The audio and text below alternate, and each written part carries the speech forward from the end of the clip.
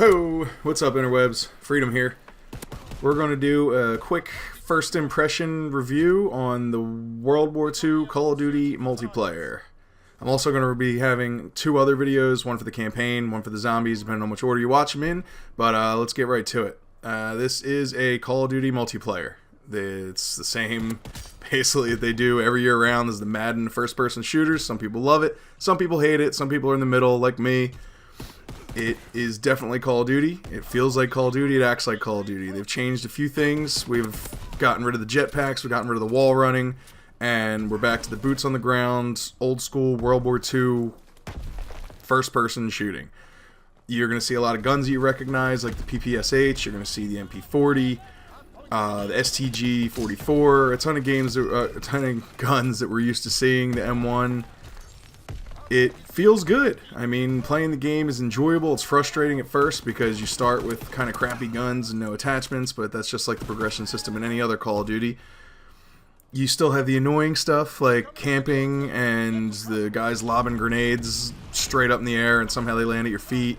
The score streaks have been sort of toned down this time around, in my opinion. They're not as potent, which is kind of a nice thing because it's the worst when you're on the losing team and the score streak starts stacking up against you and it's just like a death loop over and over again.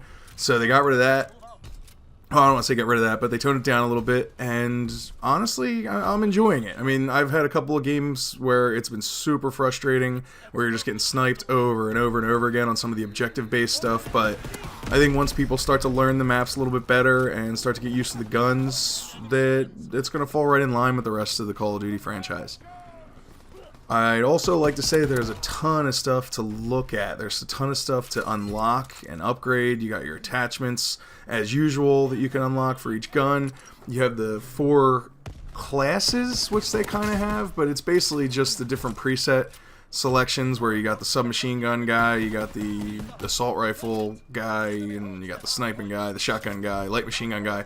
But, not much difference there, not much variation. But when you look at the challenges, especially when you go to the headquarters, which is basically the tower, it's a third-person social space that they ripped straight out of Destiny.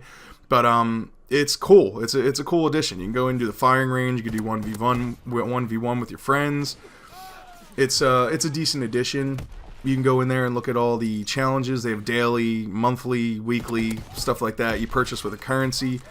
There's some hidden stuff, little Easter eggs. You even have a ball that you could bounce around, just like in the tower in Destiny. But, yeah, I don't want to talk too long. Just saying right out the gate, I think it's decent, slightly frustrating, somewhat carbon copy from the rest of the franchise, but worth checking out. If you've enjoyed the rest, you will enjoy this, and I will see you guys in the other videos. Thanks for watching.